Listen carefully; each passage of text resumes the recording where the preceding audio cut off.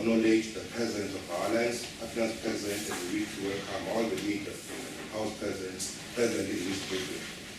As our ongoing part of West Papilla Province, we will be hosting the Red October launch on the 5th of October 2014, and Hamas Day Sport Ground and the theme, mobilize people's power to transform the financial sector and build a people's economy.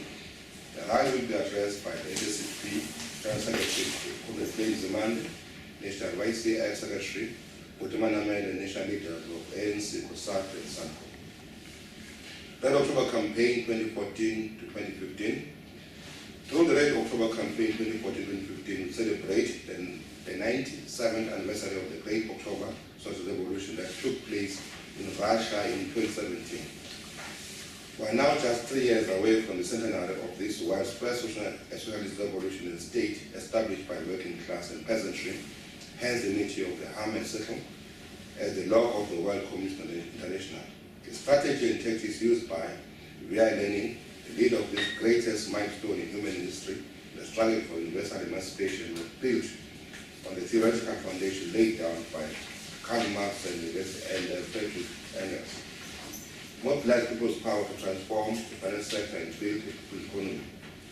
Inspired by the World Communist Movement, which contributed enormously the national liberation struggle throughout the world, with the global South, including our own struggle, benefiting immensely from the Great October Social Revolution, we are forging ahead. The task properly summed up by Lenin is more important than ever before. The SSP will use the Red October Campaign 2014-2015 as an opportunity to relaunch the financial sector campaign together with our comrades, colleagues, and partners in the Financial Sector Campaign Coalition. Together we've scored important achievements since the launch of the financial sector campaign in the late 1990s and early 2000. We must deepen these achievements, expand and build on them to take our revolution forward through the second, more radical phase of our transition. The financial sector campaign is essential in this regard. We must intensify our mobilization of broader sections of society behind our call for the transformation of the financial sector to serve our people. The financial sector has become the epicenter of the capitalist system and thus plays a central role in sustaining and consolidating capitalism with all its ills, exploitation, and monopoly characteristics. It is therefore crucial for our revolutionaries to take this sector ahead on. This is critical if we are to ever wage a social revolution and achieve universal emancipation, encompassing an end to economic exploitation and political domination by monetary class. The persistent crisis of inequality, unemployment and poverty is a direct result of capitalist and imperialist exploitation enhanced by the predatory nature of finance capital.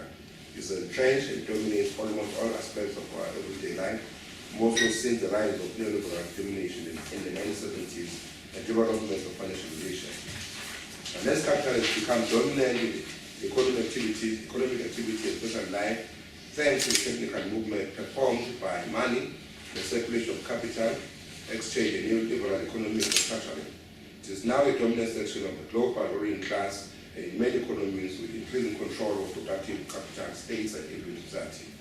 It is due to financialization that in many economies, ours included, investment is shifted from the productive sector and development increasingly towards financial markets and products. These are seen to be lucrative and flexible to short-term capital accumulation, interest, as well as frequent market fluctuations. Financialization has often been accompanied by, if not resulting in utilization in value decrease depending on current position in the international division of labor. In this retail sector, as they buy above their income and thus commit or spend their future earnings before these are earned, and therefore sinking to indebtedness, more and more consumers not only buy the traditional and conventional commodities, the actual products and services that are on sale. There are channels to buy finance, it is the package money or interest to facilitate the sale through credit and loans. It is this and other ways money has been converted from being a measure of value and medium of exchange into a commodity resource. It has also increasingly become divorced from production of goods and services in the same way as its price, that is, interest, is irrationally undermined by nothing in production. Unlike many commodities, the sale of money is accompanied by other costs to consumers such as administration fees from which additional profit is made by our current day Mr. Macy's money bags. The sale of money has become more significant as a source of capital accumulation in the decreasing of overwhelming number of transactions than the underlying products and services being sold, such as food, clothing, the means of communication and transport and housing. On houses where money is sold, on compounded interest and with other charges involved, the total cost to consumers can buy an additional house if not more. It is under financialization that many owners and their purses are full of credit cards and similar cards offered by retail chain stores and financial service providers. Huge numbers of households are distressed in debt through credit from these cards and loans. The economic, social, and health consequences caused by an untransformed financial sector are immeasurable. The damage being caused by debt is overwhelmingly irreparable. Internationalization of employment has been entrenched. Reduction in employment benefits and worker income contribute in persistent inequality and poverty. Increasing incidences of strike-related violence are in part a result of aggressive erosion of hard-won gains by this accumulation regime. As the neoliberal mantra of destructive individualism entrenches, consumer competition is fueled, resulting in the phenomenon of consumerism and conspicuous consumption. More people are coerced by the forces of prevailing ideological domination and social conditions to live above their means. Others take shortcuts and turn to gambling. There they get finished off when they pump their hard-earned money into bank accounts of casino bosses accumulated as a form of absolute surplus value. Housing repossessions and evictions are increasing. The South Gauteng High Court repossessions and evictions have become a significant business of the day, linked with corruption and collusion by the corruptors and corruptables. Health-wise, there are increasing incidences of stress, anxiety disorders, depression, and household quarrels and conflicts. These often result in the killing of spouses by spouses, if not whole families, including children by parents. In the retail sector, finance capital is assumed control, as in the case of non-financial entities in other sectors. This has become so widespread that the distinction between financial and non-financial transactions and entities has been diminished and is continuing to be diminished further. What they call what pick and pay stores used to be to what it is now. You get more financial services than groceries. The same with PEP stores and many others. This is financialization of the economy in its worst form.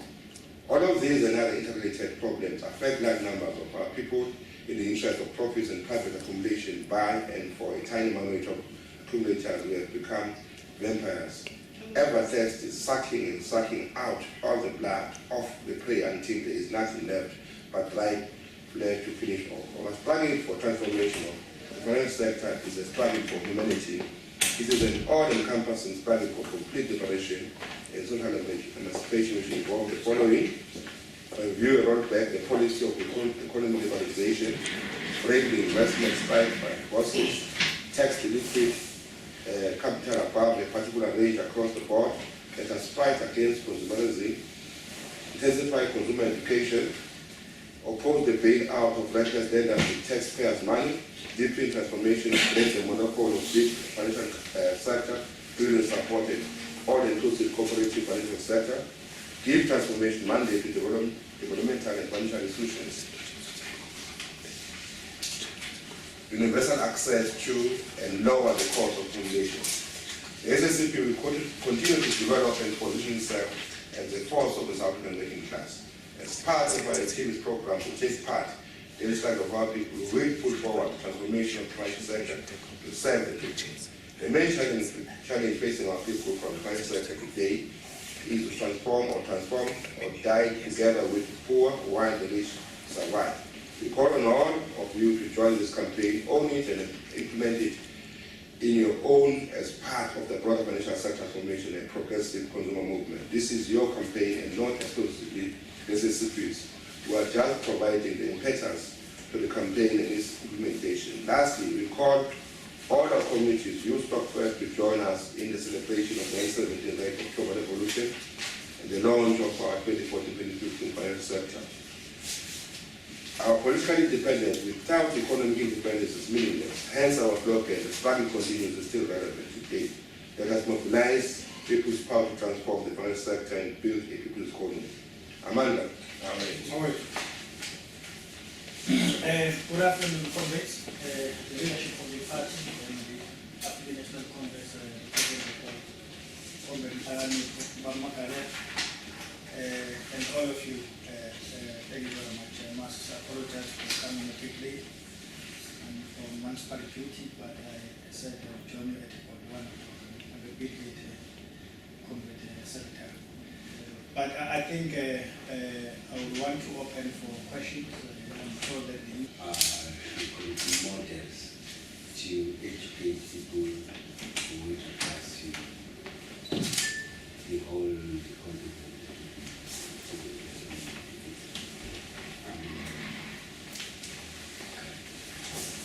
right now, no balance covers no balance cost. Let's first say that we are a team, not an individual. I'm sure the question not directed to an individual. But all we're saying is that from the Morogoro Conference stand, 1969, the conference of 2009, was that we were not fighting for a political power, or a political flag. But ours was that any political freedom that is divorced from economic freedom is meaningless. Now, what we're saying is that one, we are not saying that people should not be get involved in the economic sphere in terms of their work, but at least it must have a human face. We must not elevate profit at the expense of our people's life. Now we have quite a number of things that we are dealing with, and I'd like to quote from them. Local economic development, IDPs. IDPs is more about people telling us what they want, not us imposing ourselves. The issue of, we know about the high level of poverty in South Africa. So there's a need for what we call food security. Hence our government is talking about one house, one garden. There's also the issue of skills development, and most of our people have got skills, but which are misplaced in terms of like people who've got degrees but are unemployed. So our education does not talk to economic needs. Then of course also extend the public works program, which needs to be reviewed because it is sort of controversial but there are also other issues that have got to do with features of accumulation growth path, which are also a problem based on race, class, and gender.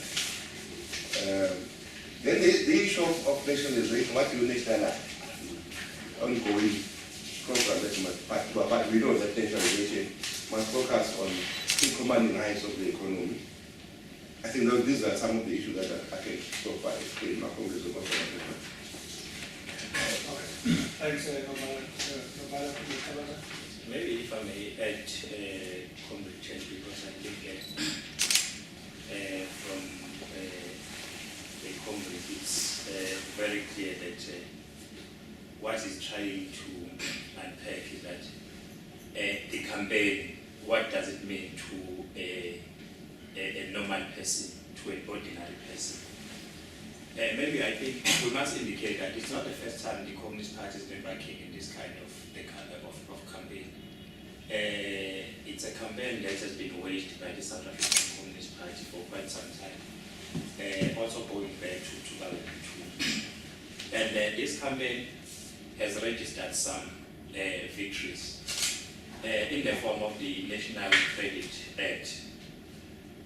But what we are observing now is that the majority of ordinary people, or the majority of the poor, they are still lag behind in terms of understanding their rights as consumers in terms of the National Credit Act.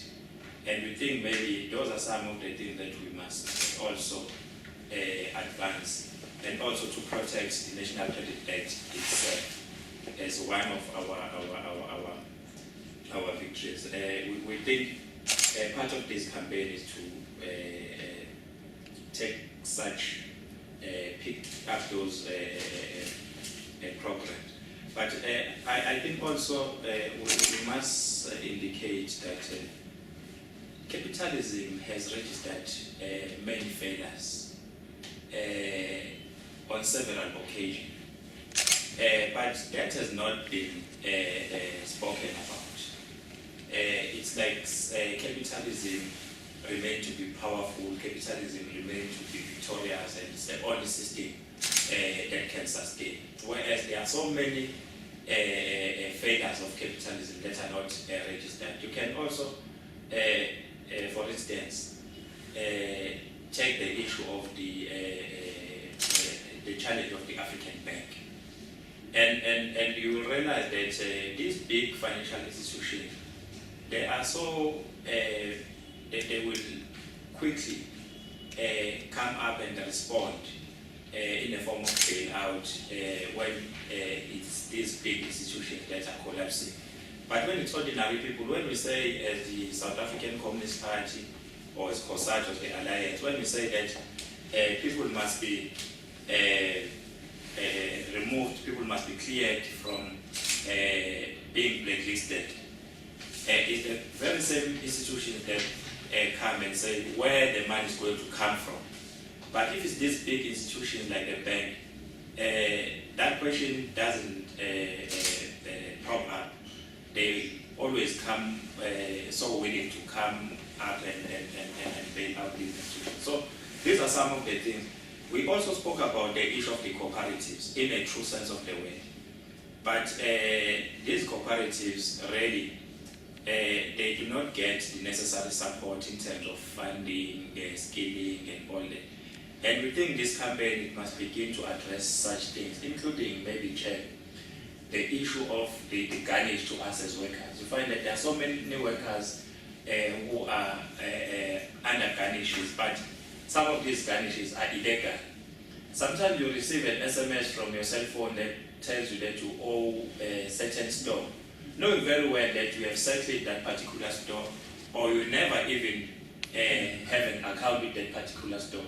And we think these are some of the challenges that are facing the working class and the ordinary people that we think as part of this campaign we must be able to address.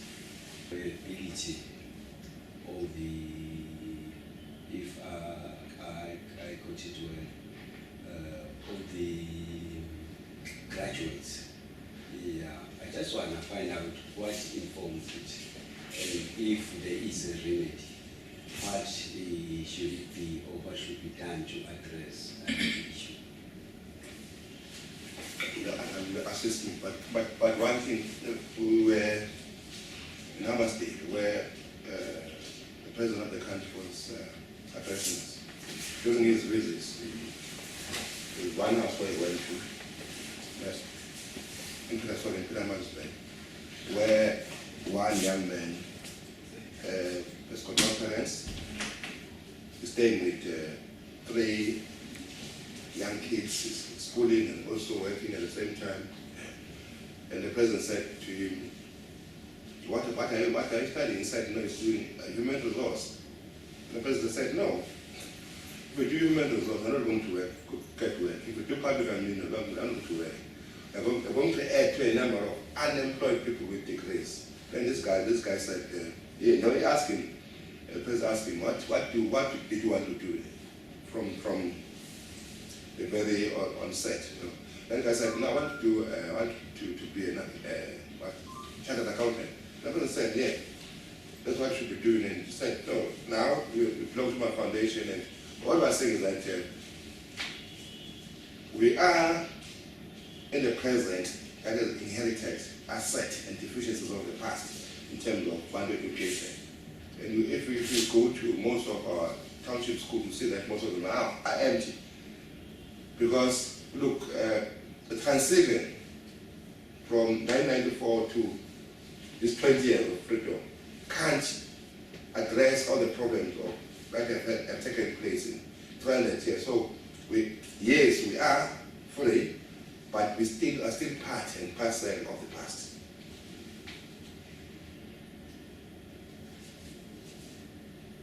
We will, as we grow, like a child, when a child is, is growing, find steps, to resolve some of the things. But some of them, the damage is too much. The ones are not there. Yeah, maybe if I may add, our brother is quite correct, because we're coming from an era of apartheid and colonialism, and now we're in an era of democracy. And therefore, it's a historical problem. It will take some time. So in 20 years, we can't address that situation, because the majority of South Africans are young people who constitute 70%. And then out of that 70%, there's this historical question where we were denied the opportunity of getting the best education. So we're part of bundle education, where our education was secondary. And then if you look at that particular component, are the black African majority, who are young people between the age of 14 and 35 years, who constitute that majority. And therefore, that's why while government is trying to fix the education system to address this particular question, of which the majority are black, but at the same time they are from the poor and the working class. But at the same time, there is a skills shortage in the country. And that's why government decided to separate the two departments, so that there is focus on higher education and training, of which luckily, as we are here in the headquarters of the party in the province, it's a ministry which is under our general secretary, so that we can address that particular question. There must be a focus on higher education and training. So over time, it's something that will be, addressed as we progress and move forward. But of course, it's something that we're not addressed within 10 to 20 years. It was a historical question.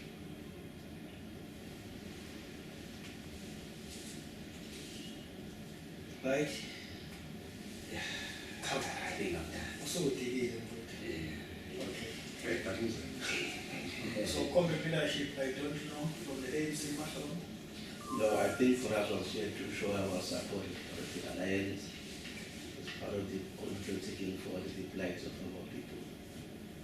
We undertake the task at hand that we've not yet finished, but we started.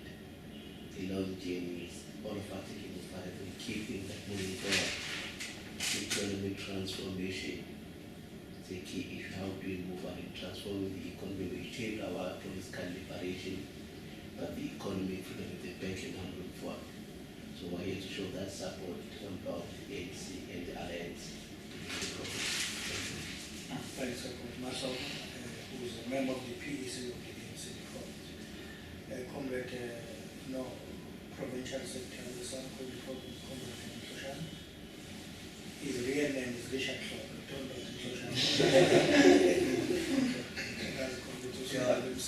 Chairperson Sector campaign, and I can confirm that as communities we have achieved a lot through this campaign. The campaign has done wonders to the community. If you go out there, there's a lot of cooperatives that have been formed by the communities through this campaign of the Communist Party. And it's a tremendous achievement, I must say. So that is why we are really fully behind this campaign. And we support it throughout. I think I forgot to ask one question. I can't remember exactly among voters on the point of the comparatives. that needs to be transformed or to be turned around. It was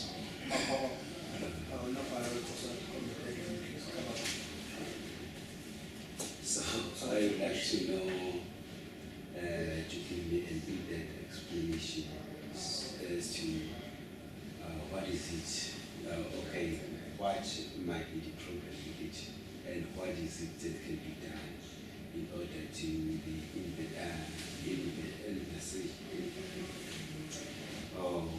desired transformation is achieved. No, I think the reason why we actually touched on that one, cooperatives was a concept and a strategy that was mostly advanced by the South African Communist Party, which the party saw as one way of creating jobs and also empowering poor people in terms of them getting into business, but not in a way which is done by in a capitalist way, but where the ownership is shared among the people. Now, what we observed in the process of the implementation of these cooperatives as a concept is that cooperatives now are beginning to be more of the same of what we're trying to avoid, where you find that they are more of an individual business than being something that is driven collectively by people. And also we've observed the lack of funding of cooperatives. Now cooperatives being owned by certain individuals, and the lack of funding of cooperatives, and also the lack of investing in skilling of cooperatives. So those are some of the challenges that we are identifying, of which we think as part of this campaign we need to address this challenge for cooperatives to what we viewed to be in a true sense of the word, which is something that is driven collectively and something that is owned by the people rather than being something which is more of a business of one individual. So that's why we touched on the issue of cooperatives, because you will see that here the issue of cooperatives, stock fairs, and all that is highly emphasized as part of this campaign as well. No, thanks. So, what is it that leads to the malfunctionality of the cooperatives? Is it the strategy or the way it is rolled out? Maybe also to come in, there is a government program in the province undertaken by Department of Economic Development, Tourism and Environmental Affairs to train and facilitate co-ops. Was one thing we observed that having started the program as early as 2007 and 2008 in the province. One thing was that people were going to that venture because they wanted to get easy ways of making money without understanding the essence of the co-op. The co-op is there as a group of collective of individuals who share the same idea about what to do and what to achieve. But what government has done, we've started training of the co-ops across the province. Beyond them undergoing trainings, that says how to unlock opportunities for them within the government. You know, when you speak of government, it's one area where the procurement cutting across all levels of government it's high turnover thereof in comparison to other avenues of the economy. That's why I say there are better possibilities of economy empowering people. So that is a program government undertaken in the province. In fact, right now in the province we've got a small medium SMME entity that is set up in the province to ensure that your local economy, your cooperative through your local banks like Itana, you put more effort because part of the challenge you observe that part of the cost once they are there, but the funding part of them to start and grow up, it has been lacking. So I think there's been improvement on the government side, but I think more can be done, especially at your local level of the municipalities and other areas. At this stage in government, you still buy your overalls for the workers in big companies. That thing organized women within the area, their board swing machines, they can produce such. It's a local economic empowerment opportunity where they are located, and it is sustainable. Because if you're Masfala, when they wear these red overalls, they're Masfala or blue or green or orange, they wear. But it's public works. It's those such actions, they're continuous and they can be sustainable. You can identify a number of different government departments. You provide bread for correctional services, you provide bread for the hospitals. Such are opportunities which are not at a bigger scale, which will require a market of fund more finance to start somewhere. But as small as it is, can take people somewhere and will alleviate them outside of poverty area they are in at this stage. No, thanks, Martin. So, you wanted to say something? No, just to add to this misconception that the intention is to encourage our communities to be their own liberators and to benefit as well in this economic system. One of the malfunctions was that,